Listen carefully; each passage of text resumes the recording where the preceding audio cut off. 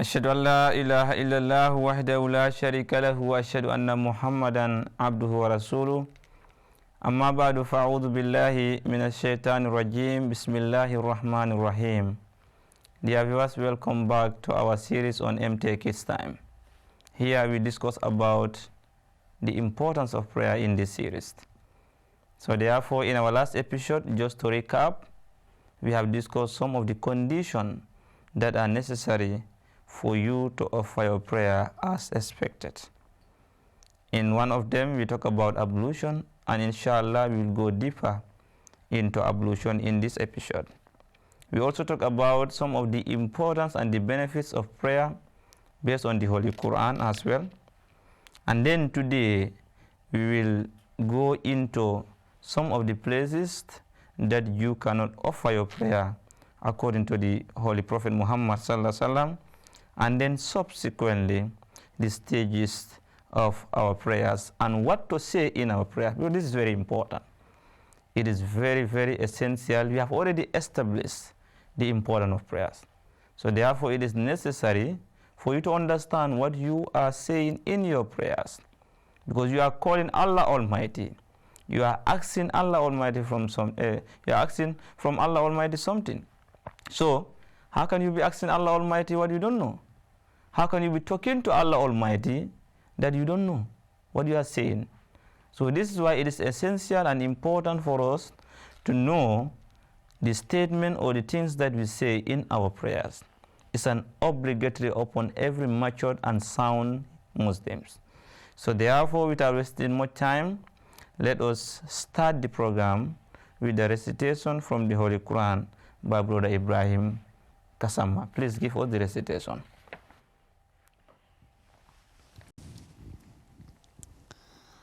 أعوذ بالله من الشيطان الرجيم فويل للمصلين الذين هم عن صلاتهم ساهون الذين هم يراءون ويمنعون الماعون. Translation. So woe to those who pray but are unmindful of their prayer. They like to be seen of men and withhold legal alms.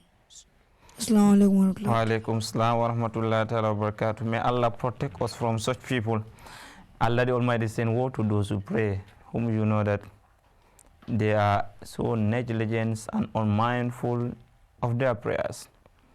They do not only stop there, but then they only want to be seen of men. They only want people to see them. Apart from that, nothing absolutely they are getting from the prayer. They are not getting the pleasure of Allah. They are not getting a contentment in their heart, but only for the sake of people seeing them. Oh, this one is offering prayer. He like praying. He do this and that. My friend, this is not the purpose why we offer prayer. I think we have talked about it, right? So therefore, let us be mindful. Allah the Almighty hates this so much so that He has to curse those people. Why will you bother yourself offering prayer for people to see you? Allah the Almighty says, "Wala taksawun nasa waksawun." Do not fear the people, fear me. Some people offer prayer not only for the sake of fame, but for fear. You go to some societies that you say, okay, if I don't offer prayer, they may say that I'm a kafir or this and that, or they may start imposing some law upon me, this and that. That is not the case. The purpose of prayer is only for the sake of Allah Almighty and for our own benefit. It's not for the benefit of another person. Unless you are praying for somebody, offering dua for him, not the obligatory prayer we mean. Nobody can offer obligatory prayer for another person. So therefore, if somebody cannot offer obligatory prayer for you on your behalf, then why are you praying for people to see you? And Allah the Almighty has made this very clear. So offer the prayer for the sake of Allah Almighty. If not, you will be among those people who Allah is saying, فَوَيْلُ لِلْمُصَلِّينَ, woe to those who pray. الَّذِينَ هُمْ عَنْ صَلَاتِهِمْ سَاهُونَ, those who pray when they are negligent and unmindful of their prayers. These are very powerful that he recited here.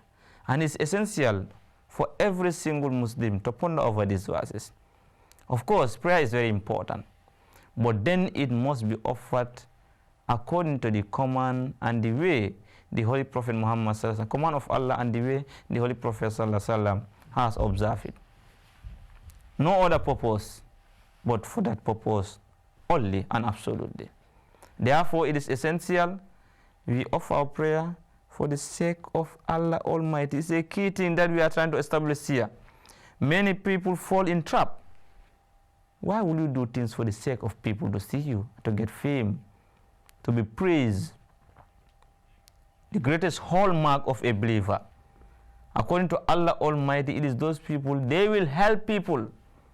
La nuridu minkum jaza wala shukura. They will say, we don't want any praise and any reward from you. But our reward is what? From Allah Almighty. Because he said, وَيُطْعِمُونَ الطَّعَامَ عَلَى حُبِّهِ miskina. They feed the miskin for the sake of the love of Allah Almighty. Then if you are offering prayer, then we should do it for the sake of Allah Almighty, not for the sake of people. So that is important. And the other thing as I was saying, it is important for us to know what we are saying in our prayers.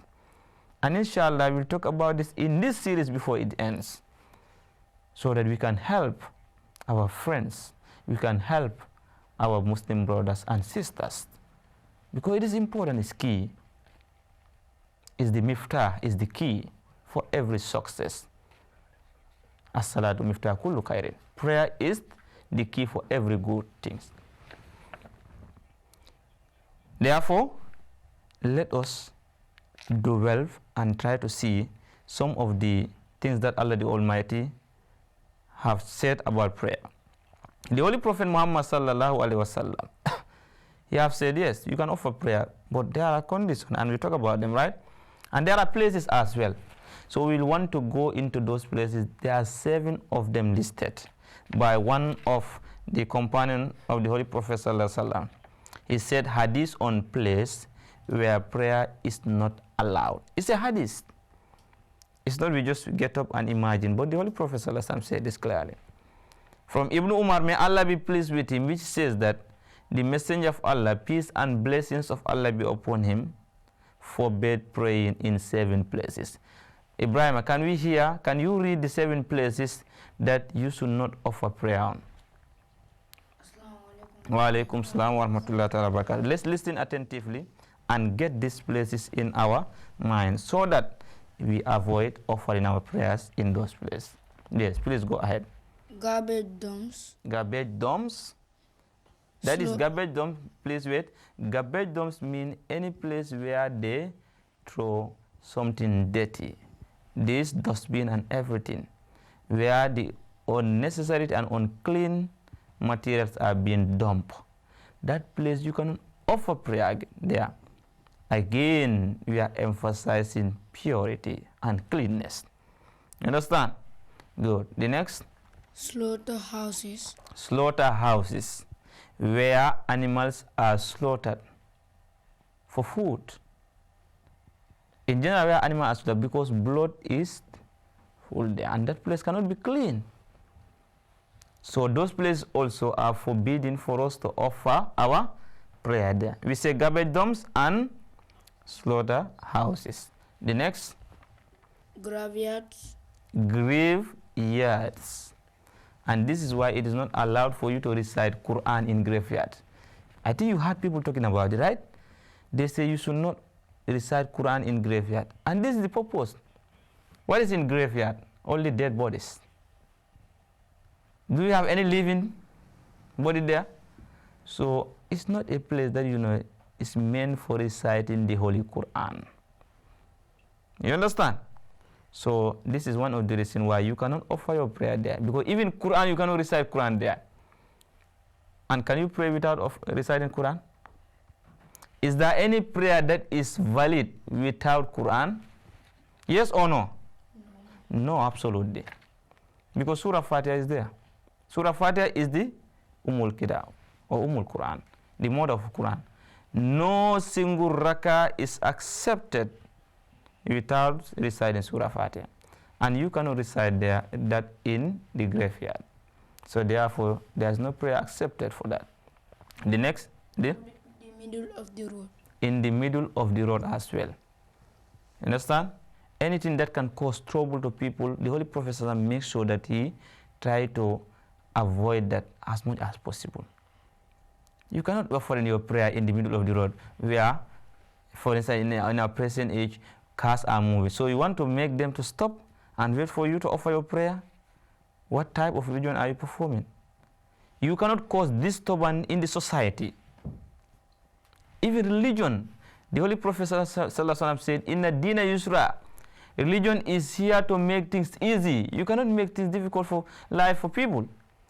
The Holy Prophet did not bring the religion of Islam for the sake of burdening people. That's why Allah the Almighty made it very clear, "I will not overburden a soul except to its capacity." Allah the Almighty knew very well we can offer our prayer. That's why He ordered and commanded 5 daily prayers in a day. So therefore, you cannot offer prayers in the middle of highway where people are moving, animal, cars. You understand? You are disturbing their movement. You have houses, you have masjid. Those are the places meant for prayer. And the other one? Bathroom. Of course, it's another place where you know it's not clean. We all know that. Even our food, do we take our food there to eat in bathroom? We don't do that. So if there are certain, even to go and sit in bathroom, we don't do that. So you don't sit in bathroom and you want to offer prayer there?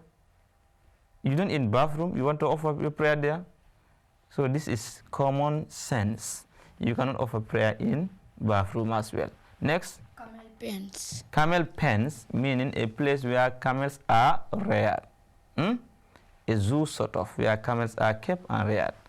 That place is not clean. You understand? So that place also is forbidden for us to offer our prayer.